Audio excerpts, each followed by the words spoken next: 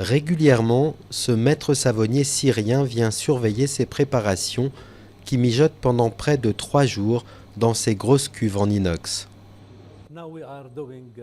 Là, nous sommes en train de fabriquer un savon traditionnel, aussi appelé savon d'Alep, qui est essentiellement fait avec de l'eau, de l'hydroxyde de sodium, de l'huile d'olive et de l'huile de laurier. C'est le moment crucial de la saponification, autrement dit, quand le mélange se transforme en savon. Un processus qu'Hassan Arastani connaît par cœur. Fils de maître savonnier à Alep, il travaillait dans l'entreprise familiale, l'une des plus prospères de la région.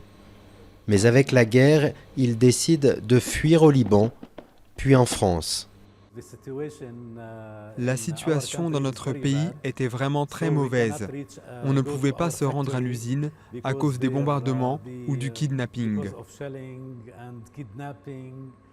En se débarrassant symboliquement de sa moustache, mais sans jamais se départir de son sourire, le maître savonnier se laisse convaincre par l'un de ses anciens clients, un médecin franco-syrien qui fait du négoce de cosmétiques dans le Val-de-Marne, en région parisienne.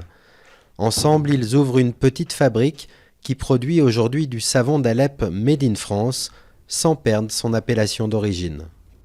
Quand un grand chef français ouvre un grand restaurant français à New York, c'est une cuisine française et pas une cuisine new-yorkaise. C'est pareil pour le savon, c'est fait par maître Arastani, le grand maître savonnier syrien. C'est donc le vrai savon d'Alep.